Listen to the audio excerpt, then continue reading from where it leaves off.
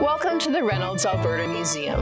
We are a museum of mechanization featuring artifacts in the areas of transportation, agriculture, industry, and aviation.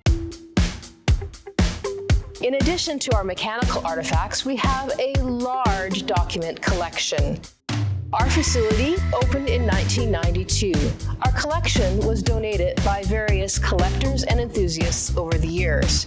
We are located in Wetaskiwin, Alberta. Today, we will be exploring our 1929 Duesenberg Phaeton Royale.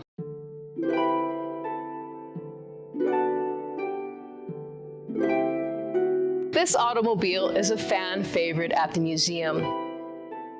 If you've seen the movie The Great Gatsby with Leonardo DiCaprio, you've seen a Duesenberg, except the one in the movie is a replica.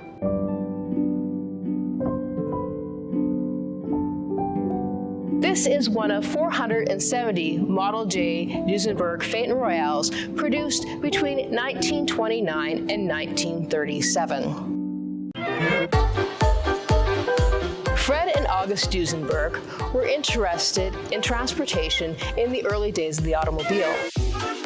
Duesenberg Motors, founded in 1913, produced automobile engines, airplane engines, and marine engines. The slogan for the company was "The Power of the Hour," which is pretty catchy. It's interesting to note that Duesenberg did not start as a luxury automobile manufacturer. The company actually had contracts to produce aircraft engines for the U.S. government in 1918 during World War I. The war ended, so Duesenberg started to focus on their automobile division. The company built a reputation for high-performance sports cars. In fact, Duesenbergs won many prestigious automobile races. In 1921, a Duesenberg won the French Grand Prix at Le Mans. This win catapulted Duesenberg to international fame.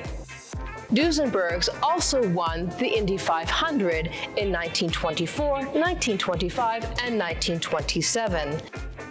In fact, the company actually used the Indy 500 racetrack to test its automobiles.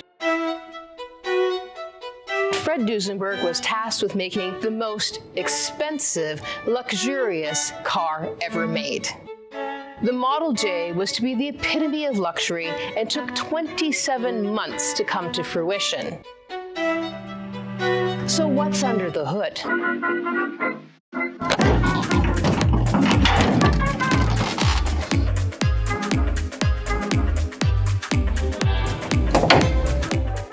Duesenberg engines were works of art. This is a straight-eight engine and could do 116 miles per hour in comfort, about 187 kilometers. For comparison, a 1967 Camaro has 210 horsepower, and the 1970 Mustang Boss with its V8 engine has 290 horsepower. And they were all painted this distinctive apple green color. So this is our Duesenberg dashboard. So this part of the car came from Duesenberg Engineering. It features a very accurate clock, and it also has warning lights to let the owners know when the automobile needed servicing. Modern cars have all sorts of electronics to let you know when it needs its oil change. This was done by a very complex gearing system that activated the warning lights. The dashboard also features an altimeter, which is an instrument used to measure the altitude of airplanes. Why? Well, one theory is the luxury factor. They simply could put one there. But this was also the era of Charles Lindbergh, and airplane items were just considered to be the bee's knees, berries, or cool. One description of the Duesenberg stated that it had the grace of a swan, the dignity of a carriage, a comfort of a home, the power of a battleship, and the speed of an airplane, which may also explain the altimeter. The cost of this Duesenberg was over $20,000. Duesenbergs were designed for extremely wealthy clients. In fact, most of the advertisements for Duesenbergs didn't even show the cars. The ads were selling a lifestyle. You paid $8,500 for the chassis and engine from Duesenberg, and then you had to have a bodybuilder custom design the body for your car. This could cost another $12,000. To put this in perspective, you could buy this car or 3 houses at the time. Custom bodybuilders worked with their clients to make the Duesenbergs unique. Owners got to pick the roof style, the tire style, paint colors, upholstery, woods and finishes. You could even get custom accessories like golf bags or writing desks. Speaking of upholstery, let's have a look inside.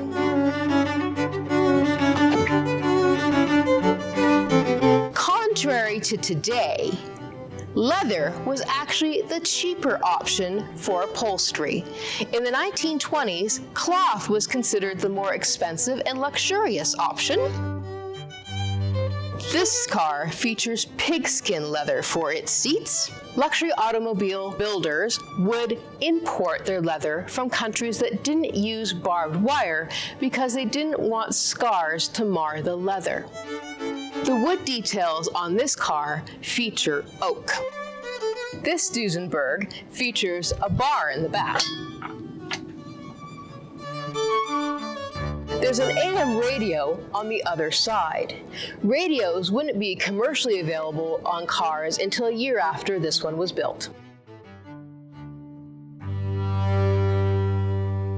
John Eberson, the original owner of this automobile, was an architect. Eberson was known for his atmospheric theater designs, and he actually contributed to the design by drawing over the Wolfington plans. The sweeping detail on the front of the car was actually his idea. In fact, the design made it necessary to move the battery from underneath the hood to the running board, and it was hidden in this wooden box. For balance and symmetry, a toolbox was added to the running board on the driver's side. When people commented on his luxurious car, Eberson often quipped, "And it has a radio too."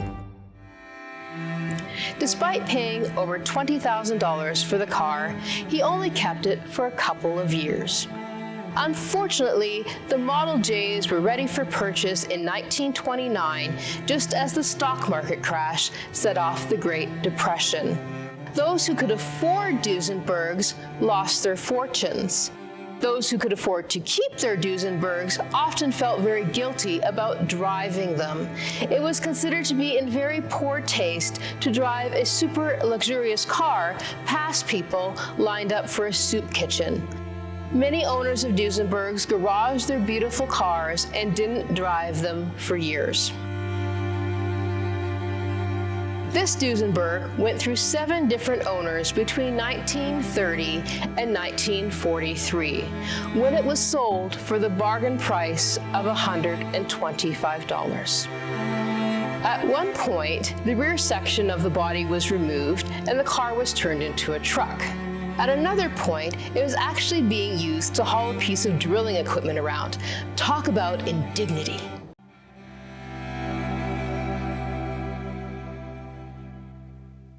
The 19th owners of this automobile were Bernard and Joan Aaron of Ontario. They wanted to restore a car worth restoring, and this Duesenberg fit the bill. They acquired the car in 1988 and started on its restoration. They then toured the car through various car shows and competitions. They wanted their Duesenberg to achieve the perfect score, which is 100 points. At its last show, the Grand Classic Car Show in Michigan, it finally achieved the goal of a 100-point perfect score. The Aarons donated this Duesenberg to the Reynolds Alberta Museum in 1994, 2 years after we opened. At the time, this was believed to be one of 4 Duesenbergs in Canada, and the Aarons wanted to make sure there was a Duesenberg on display in a museum in Canada. This automobile has been declared Canadian cultural property. Thank you for joining us for this virtual tour of our 1929 Duesenberg Phaeton Royale. Check out our other YouTube videos and remember to like and subscribe.